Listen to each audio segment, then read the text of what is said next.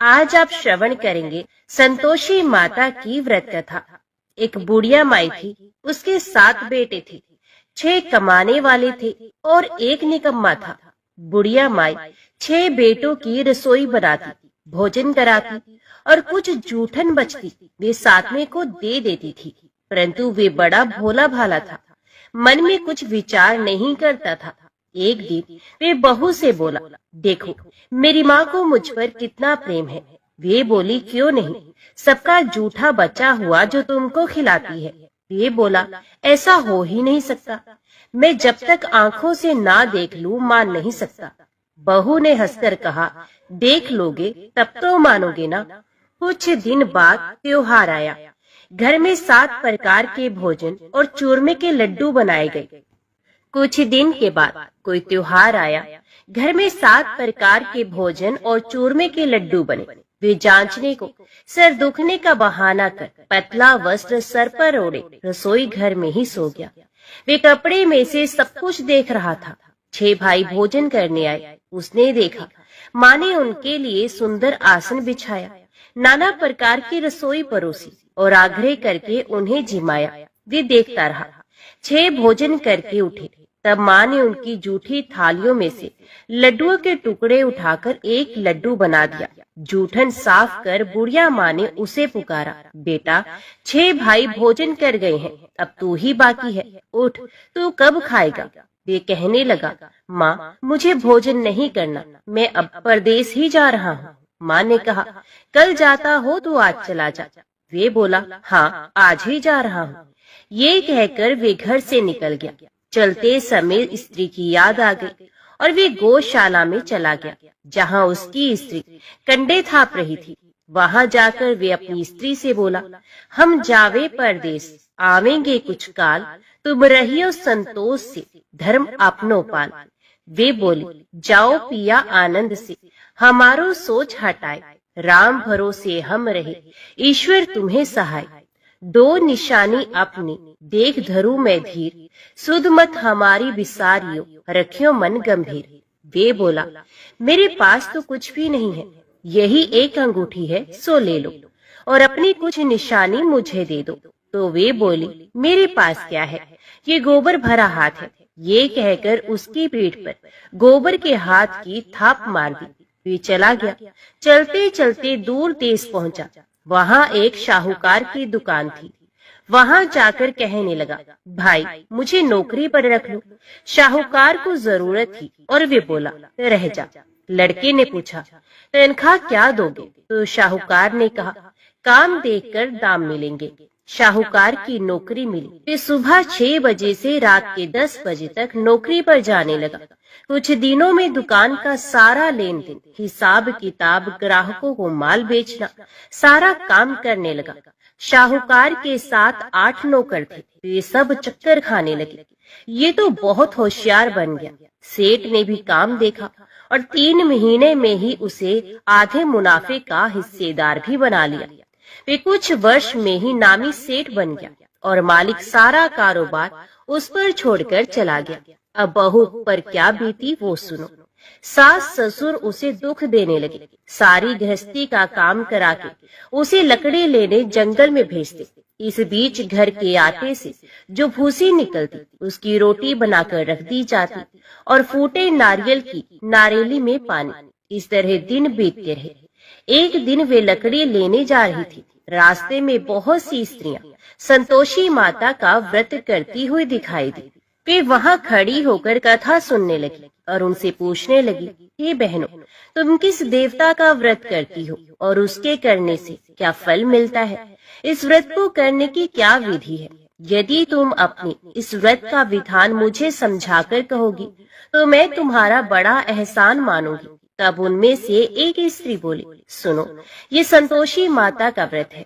इसके करने से निर्धनता, दरिद्रता का नाश होता है, लक्ष्मी आती है, मन की चिंताएं दूर होती हैं, घर में सुख होने से मन को प्रसन्नता और शांति मिलती है, निपुति को पुत्र मिलता है, प्रीतम बाहर गया हो तो शीघ्र घर आता है, कंवारी कन्या को मनपसंद वर मिलता है, राजद्वारे में बहुत दिनों से मुकदमा चल रहा हो तो वो खत्म हो जाता है, कलह क्लेश की निवृत्ति हो, सुख शांति हो जाती है, घर में धन जमा हो, पैसा जायदाद का लाभ हो, रोग दूर हो जाए तथा जो कुछ मन में कामना हो सो सब संतोषी माता की कृपा से पूरी हो जाए, इसमें कोई संदेह नहीं। वे पूछने लगी, ये व्रत कैसे किया जाए, ये भी बताओ तो बड़ी कृपा होगी। वे कहने लगी, 1.25 आने का गुड़ चना लेना, इच्छा हो तो 5.25 आने का लेना, या 1.25 रुपए का भी सहूलियत के अनुसार लेवे, बिना परेशानी और श्रद्धा व प्रेम से जितना भी बन पड़े सवाया लेना। प्रत्येक शुक्रवार को निराहार रहकर कथा सुनना, इसके बीच क्रम टूटे नहीं, लगातार नियम का पालन करना। सुनने वाला कोई न मिले तो घी का दीपक जलाकर उसके आगे या जल के पात्र को सामने रखकर कथा कहना, परंतु नियम ना टूटे। जब कार्य सिद्ध ना हो नियम का पालन करना और कार्य सिद्ध हो जाने पर व्रत का उद्यापन करना। 3 मास में माता फल पूरा करती हैं। यदि किसी के ग्रह खोटे भी हों तो भी माता वर्ष भर में कार्य सिद्ध करती हैं। फल सिद्ध होने पर उद्यापन करना चाहिए, बीच में नहीं। उद्यापन में 2.5 सेर आटे का खाजा तथा इसी परिमाण से खीर तथा चने का साग करना, 8 लड़कों को भोजन कराना, जहाँ तक मिले देवर जेठ भाई बंधु के हों, ना मिले तो रिश्तेदारों और पास पड़ोसियों को बुलाना, उन्हें भोजन करा, यथाशक्ति दक्षिणा दे, माता का नियम पूरा करना। उस दिन घर में खटाई ना खाई जाए। ये सुन बुढ़िया के लड़की की बहू चल दी, रास्ते में लकड़ी के बोझ को बेच दिया और उन पैसों से गुड़ चना ले माता के व्रत की तैयारी कर आगे चली गई और सामने मंदिर देखकर पूछने लगी, ये मंदिर किसका है? सब कहने लगे, माता संतोषी का मंदिर है। ये सुनकर माता के मंदिर में जाकर चरणों में लौटने लगी, दीन हो विनती करने लगी, माँ मैं निपट अज्ञानी हूँ, व्रत के कुछ भी नियम नहीं जानती, मैं दुखी हूँ। हे माता, हे जगत जननी, मेरा दुख दूर कर, मैं तेरी शरण में हूँ। माता को दया आई। एक शुक्रवार बीता कि दूसरे को उसके पति का पत्र आ गया और तीसरे शुक्रवार को उसका भेजा हुआ पैसा पहुंचा। ये देख जेठ जेठानी मुंह सिकोड़ने लगे, इतने दिनों में इतना पैसा आया, इसमें क्या बढ़ाई है? लड़के ताने देने लगे, काकी के पास पत्र आने लगे, रुपया आने लगा। अब तो काकी की खातिर बढ़ेगी, अब तो काकी बोलने से भी नहीं बोलेगी। बेचारी सरलता से कहती, भैया कागज आवे रुपया आवे, हम सबके लिए अच्छा है। ऐसा कहकर आंखों में आंसू भरकर संतोषी माता के मंदिर में आकर मातेश्वरी के चरणों में गिरकर रोने लगी। माँ, मैंने तुमसे पैसा कब मांगा है? मुझे पैसे से क्या काम है? मुझे तो अपने सुहाग से काम है, मैं तो अपने स्वामी के दर्शन मांगती हूँ। तब माता ने प्रसन्न होकर कहा, जा बेटी, तेरा स्वामी आएगा। ये सुनकर खुशी से बावली होकर घर में जाकर काम करने लगी। अब संतोषी माँ विचार करने लगी, इस भोली पुत्री को मैंने कह तो दिया कि तेरा पति आएगा, पर कैसे? वे तो इसे स्वप्न में भी याद नहीं करता। उसे याद दिलाने के लिए मुझे ही कुछ करना होगा, मुझे ही जाना पड़ेगा। इस तरह माता जी उस बुढ़िया के बेटे के पास जाकर स्वप्न में प्रकट होकर कहने लगी, शाहूकार के बेटे सो रहा है या जागता है? वे कहने लगा, माता सोता भी हूँ, जागता भी नहीं हूँ, कहो क्या आज्ञा है? माँ कहने लगी, तेरे घर बार कुछ है कि नहीं? वे बोला, मेरे पास सब कुछ है, माँ बाप है, बहू है, क्या कमी है? तो माँ बोली, भोले पुत्र, तेरी बहू घोर कष्ट उठा रही है, तेरे माँ बाप उसे त्रास दे रहे हैं, वे तेरे लिए तरस रही है, तू उसकी सुध ले। वे बोला, हाँ माता जी, ये तो मालूम है, परंतु जाऊं तो जाऊं कैसे? परदेश की बात है, लेन देन का कोई हिसाब नहीं, कोई जाने का रास्ता नहीं आता, कैसे चला जाऊं? माँ कहने लगी, मेरी बात मान, सवेरे नहा धोकर संतोषी माता का नाम ले, घी का दीपक जला, दंडवत प्रणाम कर दुकान पर जाकर बैठ जा। देखते देखते सारा लेन देन चुक जाएगा, जमा किया गया माल बिक जाएगा, साज होते होते धन का भारी ढेर लग जाएगा। अब सवेरे जल्दी उठकर भाई बंधुओं से सपने की सारी बात कहता है। वे सब उसकी अनसुनी कर दिल लगी उड़ाने लगे। कभी सपने भी सच होते हैं। एक बूढ़ा आदमी बोला, देख भाई, मेरी बात मान। इस प्रकार झूठ साच करने के बदले देवता ने जैसा कहा है वैसा ही करने में तेरा क्या जाता है। अब बूढ़े की बात मानकर वे नहा धोकर संतोषी माता को दंडवत घी का दीपक जला दुकान पर जाकर बैठ जाता है। थोड़ी देर में क्या देखता है कि देने वाले रुपया लाने लगे, लेने वाले हिसाब लेने लगे। कोठे में भरे सामान के खरीदार नकद दाम देकर सौदा करने लगे। शाम तक धन का भारी ढेर लग गया। मन में माता का नाम ले, चमत्कार देख प्रसन्न हो घर ले जाने के वास्ते गहने कपड़ा सामान खरीदने लगा। यह काम से निपट तुरंत घर को रवाना हुआ। बहू बेचारी जंगल में लकड़ी लेने जाती है। लौटते वक्त माता जी के मंदिर में विश्राम करती है। वे तो उसके प्रतिदिन रुकने का जो स्थान ठहरा। धूल उड़ती देख वे माता से पूछती है, हे माता, ये धूल कैसे उड़ रही है? माता कहती है, हे पुत्री, तेरा पति आ रहा है। अब तू ऐसा कर, लकड़ियों के 3 बोझ बना ले। एक नदी के किनारे रख और दूसरा मेरे मंदिर पर और तीसरा अपने सर पर रख। तेरे पति को लकड़ियों का गट्ठर देख मोह पैदा होगा। वे यहाँ रुकेगा, नाश्ता पानी खाकर माँ से मिलने जाएगा। तब तू लकड़ियों का बोझ उठाकर जाना और चौक में गट्ठर डालकर जोर से आवाज लगाना, लो सासू जी, लकड़ियों का गट्ठर लो, भूसी की रोटी दो, नारियल के खोपड़े में पानी दो। आज मेहमान कौन आया है? बहुत अच्छा।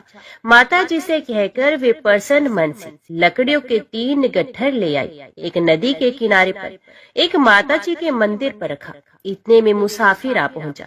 सूखी लकड़ी देख उसकी इच्छा उत्पन्न हुई कि हम यहीं पर विश्राम करें और भोजन बनाकर खा पीकर गांव जाएं। इसी तरह रुककर भोजन बना, विश्राम करके गांव को गया। सबसे प्रेम से मिला। उसी समय सर पर लकड़ी का गट्ठर लिए वे उतावली सी आती है। लकड़ियों का भारी बोझ आंगन में डालकर जोर से 3 आवाज देती है, लो सासू जी, लकड़ियों का गट्ठर लो, भूसे की रोटी दो, आज मेहमान कौन आया है? ये सुनकर उसकी सास बाहर आकर अपने दिए हुए कष्टों को भुलाने हेतु कहती है, बहू, ऐसा क्यों कहती है? तेरा मालिक ही तो आया है। आ बैठ, मीठा भात खा, भोजन कर, कपड़े गहने पहन। उसकी आवाज सुनकर उसका पति बाहर आता है। अंगूठी देखकर व्याकुल हो जाता है। माँ से पूछता है, माँ, ये कौन है? तो माँ कहती है, बेटा, ये तेरी बहू है। आज 12 वर्ष हो गए जब से तू गया है। तब से सारे गांव में जानवर की तरह भटकती रहती है। घर का काम काज कुछ करती नहीं, 4 पहर आकर खा जाती है। अब तुझे देखकर भूसी की रोटी और नारियल के खोपड़े में पानी मांगती है। वे लज्जित होकर बोला, ठीक है माँ, मैंने इसे भी देखा और तुम्हें भी देखा। अब दूसरे घर की ताली दो, उसमें रहूंगा। अब माँ बोली, ठीक है बेटा, जैसी तेरी मर्जी हो सो कर। ये कहे ताली का गुच्छा पटक दिया। उसने ताली लेकर दूसरे मकान की 3री मंजिल का कमरा खोल सारा सामान जमाया। एक दिन में राजा के महल जैसा ठाट पाट बन गया। अब क्या था, बहुत सुख भोगने लगे। इतने में शुक्रवार आया। उसने अपने पति से कहा, मुझे संतोषी माता के व्रत का उद्यापन करना है। उसका पति बोला, अच्छा, खुशी से कर लो। वे उद्यापन की तैयारी करने लगी। जेठानी के लड़कों को भोजन के लिए कहने के लिए गई। उन्होंने मंजूर भी किया, परंतु पीछे से जेठानी ने अपने बच्चों को सिखाया, देखो रे, भोजन के समय सब लोग खटाई मांगना, जिससे उसका उद्यापन पूरा ना हो। लड़के जिमने आए, खीर खाना पेट भर खाया, परंतु बाद में खाते ही कहने लगे, हमें खटाई दो, खीर खाना हमको नहीं भाता, देखकर अरुचि होती है। वे कहने लगी, भाई खटाई किसी को नहीं दी जाएगी, ये तो संतोषी माता का प्रसाद है। लड़के उठ खड़े हुए, बोले, पैसा लाओ। भोली बहू कुछ जानती नहीं थी, उन्हें पैसे दे दिए। लड़के उसी समय हट करके इमली खटाई ले खाने गए। ये देखकर बहू पर माताजी ने कोप किया।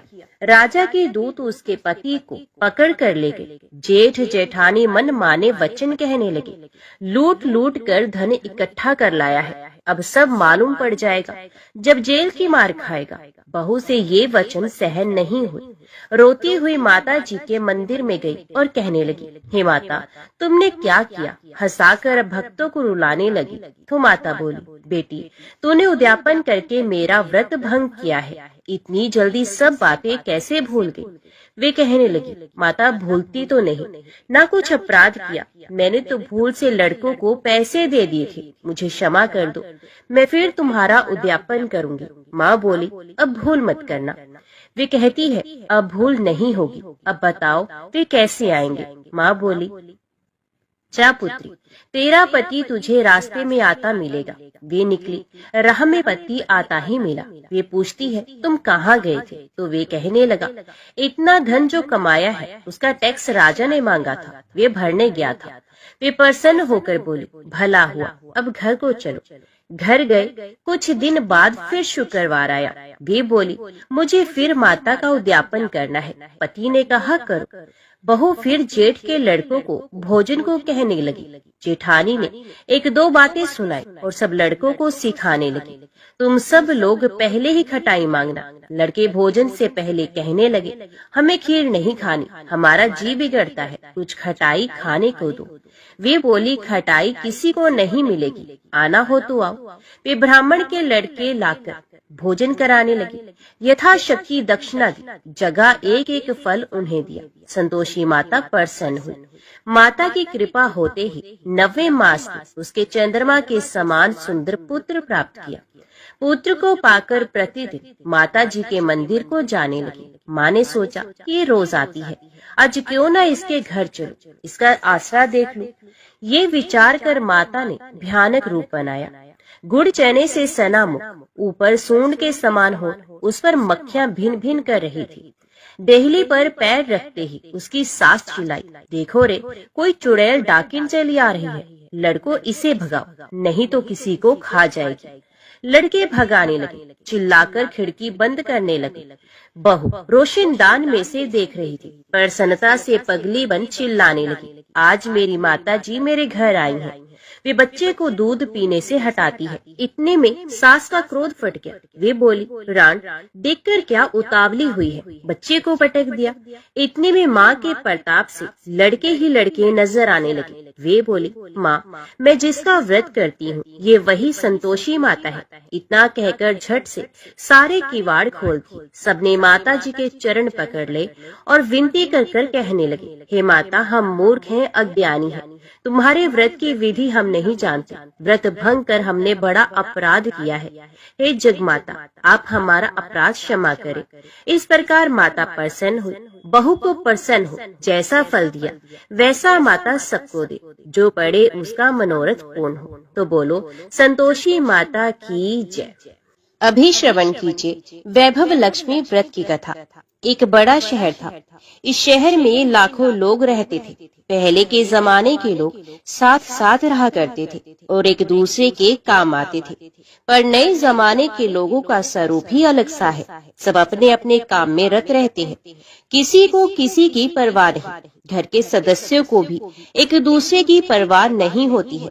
भजन कीर्तन, भक्ति भाव, दया माया, परोपकार जैसे संस्कार जैसे कम हो गए हैं। शहर में बुराइयां बढ़ गई हैं। शराब, जुआ, रेस, व्यभिचार, चोरी, डकैती आदि बहुत से अपराध शहर में होते हैं। कहावत है कि हजारों निराशा में एक अमर आशा छिपी हुई है। इसी तरह इतनी सारी बुराइयों के बावजूद शहर में कुछ अच्छे लोग भी रहते थे।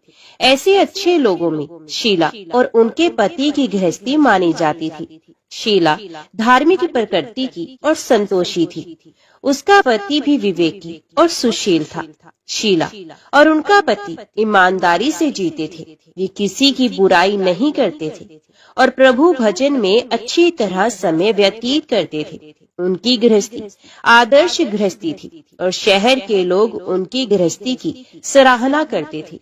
शीला की गृहस्थी इसी तरह खुशी खुशी चल रही थी, पर कहा जाता है कि कर्म की गति अटल है। विधाता के लिखे लेख कोई नहीं समझ सकता। इंसान का नसीब पल भर में राजा को रंक बना देता है और रंक को राजा। शीला के पति के अगले जन्म के कर्म भोगने बाकी रह गए होंगे कि वे बुरे लोगों से दोस्ती कर बैठा। ये जल्द से जल्द करोड़पति होने के ख्वाब देखने लगा। इसलिए वे गलत रास्ते पर चल निकला और करोड़पति की बजाय रोडपति बन गया, यानी रास्ते पर भटकते भिखारी जैसे उसकी स्थिति हो गई थी। शहर में शराब, जुआ, रेस, चरस, गांजा आदि बदियां फैली हुई थी। उसमें शीला का पति भी फंस गया। दोस्तों के साथ उसे भी शराब की लत लग गई।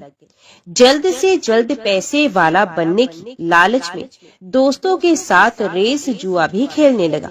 इस तरह बचाई हुई धनराशि, पत्नी के गहने, सब कुछ रेस जुए में गवा दिया था। समय के परिवर्तन के साथ घर में दरिद्रता और भूखमरी फैल गई। सुख से खाने की बजाय 2 वक्त के भोजन के लाले पड़ गए और शीला को पति की गालियां खाने का वक्त आ गया था। शीला सुशील और संस्कारी स्त्री थी। उसको पति के बर्ताव से बहुत दुख हुआ, किंतु वे भगवान पर भरोसा करके बड़ा दिल रखकर दुख सहने लगी। कहा जाता है कि सुख के पीछे दुख और दुख के पीछे सुख आता ही है, इसलिए दुख के बाद सुख आएगा ही। ऐसी श्रद्धा के साथ शीला प्रभु भक्ति में लीन रहने लगी। इस तरह शीला असहनीय दुख सहते सहते प्रभु भक्ति में वक्त बिताने लगी। अचानक एक दिन दोपहर में उनके द्वार पर किसी ने दस्तक दी। शीला सोच में पड़ गई कि मुझ जैसे गरीब के घर इस वक्त कौन आया होगा। फिर भी द्वार पर आए हो अतिथि का आदर करना चाहिए। ऐसे आर्य धर्म के संस्कार वाली शीला ने खड़े होकर द्वार खोला। देखा तो एक मांझी खड़ी थी। वे बड़ी ही उम्र की लगती थी, किंतु उनके चेहरे पर अलौकिक तेज निखर रहा था। उनकी आंखों में से मानो अमृत बह रहा था। उनका भव्य चेहरा करुणा और प्यार से छलकता था। उनको देखते ही शीला के मन में अपार शांति आ गई। वैसे शीला इस मांझी को पहचानती नहीं थी, फिर भी उनको देखकर शीला के रोम रोम में आनंद आ गया। शीला मांझी को आदर के साथ घर में ले आई। घर में बिठाने के लिए कुछ भी नहीं था, अतः शीला ने सकुचाकर एक फटी हुई चादर पर उनको बिठाया। मांझी ने कहा, क्यों शीला, मुझे पहचाना नहीं? शीला ने सकुचाकर कहा, माँ, आपको देखते ही बहुत खुशी हो रही है, बहुत शांति मिल रही है। ऐसा लगता है कि मैं बहुत दिनों से जिसे ढूंढ रही थी वे आप ही हैं, पर मैं आपको पहचान नहीं सकती। मांझी ने हंसकर कहा, क्यों, भूल गई? हर शुक्रवार को लक्ष्मी जी के मंदिर में भजन कीर्तन होते हैं, तब मैं भी वहाँ आती हूँ। वहाँ हर शुक्रवार को हम मिलते हैं। पति गलत रास्ते पर चला गया। तब से शीला बहुत दुखी हो गई थी और दुख की मारी वे लक्ष्मी जी के मंदिर में भी नहीं जाती थी। बाहर के लोगों के साथ नजर मिलाते भी उसे शर्म आने लगी थी। उसने याददाश्त पर जोर दिया, पर वे मांझी को याद नहीं कर पा रही थी। तभी मांझी ने कहा, तू लक्ष्मी जी के मंदिर में कितने मधुर भजन गाती थी, अभी अभी तू दिखाई नहीं देती थी, इसलिए मुझे हुआ कि तू क्यों नहीं आती है, कहीं बीमार तो नहीं हो गई? ऐसा सोचकर मैं तुझसे मिलने आ गई।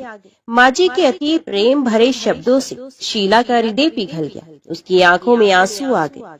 मांझी के सामने वे बिलख बिलख कर रोने लगी। ये देखकर मांझी शीला के नजदीक आई और उसी सिसकती पीठ पर प्यार भरा हाथ फेरकर सांत्वना देने लगी। मांझी ने कहा, बेटी, सुख और दुख तो धूप छांव जैसे होते हैं, धैर्य रखो बेटी। और तुझे परेशानी क्या है? तेरे दुख की बात मुझे सुना, तेरा मन हल्का हो जाएगा और तेरे दुख का कोई उपाय भी मिल जाएगा। मांझी की बात सुनकर शीला के मन को शांति मिली। उसने मांझी से कहा, माँ, मेरी गृहस्थी में भरपूर सुख और खुशियाँ थी। मेरे पति भी सुशील थे। अचानक हमारा भाग्य हमसे रूठ गया। मेरे पति बुरी संगति में फंस गए और बुरी आदतों के शिकार हो गए तथा अपना सब कुछ गवा बैठे हैं तथा हम रास्ते के भिखारी जैसे बन गए हैं। ये सुनकर मांझी ने कहा, ऐसा कहा जाता है कि कर्म की गति न्यारी होती है। हर इंसान को अपने कर्म भुगतने ही पड़ते हैं, इसलिए तू चिंता मत कर। अब तू कर्म भुगत चुकी है, अब तुम्हारे सुख के दिन अवश्य आएंगे। तू तो माँ लक्ष्मी जी की भक्त है। माँ लक्ष्मी जी तो प्रेम और करुणा की अवतार है। ये अपने भक्तों पर हमेशा ममता रखती हैं। इसलिए तू धैर्य रखकर माँ लक्ष्मी जी का व्रत कर, इससे सब कुछ ठीक हो जाएगा। माँ लक्ष्मी जी का व्रत करने की बात सुनकर शीला के चेहरे पर चमक आ गई। उसने पूछा, माँ, लक्ष्मी जी का व्रत कैसे किया जाता है? वे मुझे समझाइए, मैं ये व्रत अवश्य करूंगी। माँ जी ने कहा, बेटी, माँ लक्ष्मी जी का व्रत बहुत सरल है। उसे वरद लक्ष्मी व्रत या वैभव लक्ष्मी व्रत भी कहा जाता है। ये व्रत करने वाले की सब मनोकामना पूर्ण होती हैं। वे सुख, संपत्ति और यश प्राप्त करता है। ऐसा कहकर माँ जी वैभव लक्ष्मी व्रत की विधि कहने लगी। बेटी, वैभव लक्ष्मी व्रत वैसे तो सीधा सादा व्रत है, किंतु कई लोग ये व्रत गलत तरीके से करते हैं, अतः उसका फल नहीं मिलता। कई लोग कहते हैं कि सोने के गहने की हल्दी कुमकुम से पूजा करो, बस व्रत हो गया, पर ऐसा नहीं है। कोई भी व्रत शास्त्रीय विधि से करना चाहिए, तभी उसका फल मिलता है। सच्ची बात ये है कि सोने के गहनों का विधि से पूजन करना चाहिए। व्रत की उद्यापन विधि भी शास्त्रीय विधि से करना चाहिए। ये व्रत शुक्रवार को करना चाहिए। प्रातः काल स्नान करके स्वच्छ कपड़े पहनो और सारा दिन जय माँ लक्ष्मी का रटन करते रहो। किसी की चुगली नहीं करनी चाहिए। शाम को पूर्व दिशा में मुंह करके आसन पर बैठ जाओ। सामने पाटा रखकर उस पर रुमाल रखो। रुमाल पर चावल का छोटा सा ढेर करो। उस ढेर पर पानी से भरा तांबे का कलश रख दो। कलश पर एक कटोरी रखो। उस कटोरी में एक सोने का गहना रखो। सोने का ना हो तो चांदी का भी चलेगा। चांदी का ना हो तो नकद रुपया भी चलेगा। बाद में घी का दीपक जलाकर अगरबत्ती सुलगा कर रखो। माँ लक्ष्मी जी के बहुत स्वरूप है और माँ लक्ष्मी जी को श्रीयंत्र अति प्रिय है। अतः वैभव लक्ष्मी के पूजन विधि करते वक्त सर्वप्रथम श्रीयंत्र और लक्ष्मी जी के विधि स्वरूपों का सच्चे दिल से दर्शन करो। उसके बाद लक्ष्मी स्तवन का पाठ करो। बाद में कटोरी में रखे हुए गहने या रुपए को हल्दी, कुमकुम और चावल चढ़ाकर पूजा करो और लाल रंग का फूल चढ़ाओ। शाम को कोई मीठी चीज बनाकर उसका प्रसाद रखो। ना हो सके तो शक्कर या गुड़ भी चल सकता है। फिर आरती करके 11 बार सच्चे हृदय से जय माँ लक्ष्मी बोलो। बाद में 11 या 21 शुक्रवार ये व्रत करने का दृढ़ संकल्प माँ के सामने करो और आपकी जो मनोकामना हो वे पूरी करने को माँ लक्ष्मी जी से विनती करो। फिर माँ का प्रसाद बांट दो और थोड़ा प्रसाद अपने लिए भी रख लो। अगर आप में शक्ति हो तो सारा दिन उपवास करो और सिर्फ प्रसाद खाकर शुक्रवार का व्रत करो। ना शक्ति हो तो एक बार शाम को प्रसाद ग्रहण करते समय खाना खा सकते हैं। अगर थोड़ी शक्ति भी ना हो तो 2 बार भोजन कर सकते हैं। बाद में कटोरी में रखा गहना या रुपया भी ले लो। कलश का पानी तुलसी की क्यारी में डाल दो और चावल पक्षियों को डाल दो। इसी तरह शास्त्रीय विधि से व्रत करने से उसका फल अवश्य मिलता है। इस व्रत के प्रभाव से सब प्रकार की विपत्ति दूर होकर आदमी मालामाल हो जाता है। संतान ना हो तो संतान प्राप्ति होती है। सौभाग्यवती स्त्री का सौभाग्य अखंड रहता है। कुंवारी लड़की को मनभावन पति मिलता है। शीला ये सुनकर आनंदित हो गई।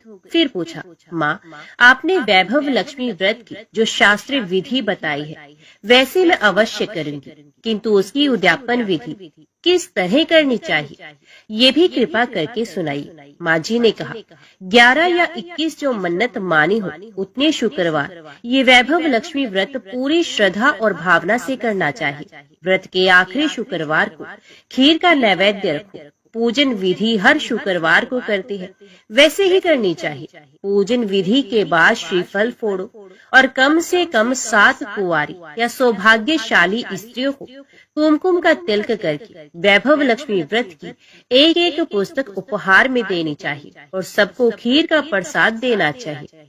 फिर धन लक्ष्मी स्वरूप वैभव लक्ष्मी स्वरूप माँ लक्ष्मी जी की छवि को प्रणाम करें। माँ लक्ष्मी जी का ये स्वरूप वैभव देने वाला है। प्रणाम करके मन ही मन भावुकता से माँ की प्रार्थना करते वक्त कहें कि हे माँ धन लक्ष्मी, हे माँ वैभव लक्ष्मी, मैंने सच्चे हृदय से आपका व्रत पूर्ण किया है, तो हे माँ हमारी मनोकामना पूर्ण कीजिए, हमारा सबका कल्याण कीजिए।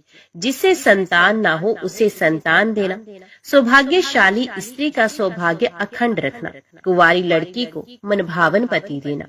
आपका ये चमत्कारी वैभव लक्ष्मी व्रत जो भी करे उसके सब विपत्ति को दूर करना, सबको सुखी करना।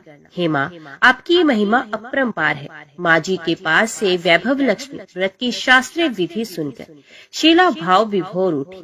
उसे लगा मानो सुख का रास्ता मिल गया। उसने आंखें बंद करके मन ही मन उसी क्षण संकल्प लिया कि हे वैभव लक्ष्मी माँ, मैं भी माँ जी के कहे अनुसार श्रद्धा पूर्वक शास्त्रीय विधि से वैभव लक्ष्मी व्रत 21 शुक्रवार तक करूंगी और व्रत की शास्त्रीय रीति के अनुसार उद्यापन भी करूंगी। शीला ने संकल्प करके आंखें खोली तो सामने कोई नहीं था। वे विस्मित हो गई कि माँ जी कहाँ चली गई।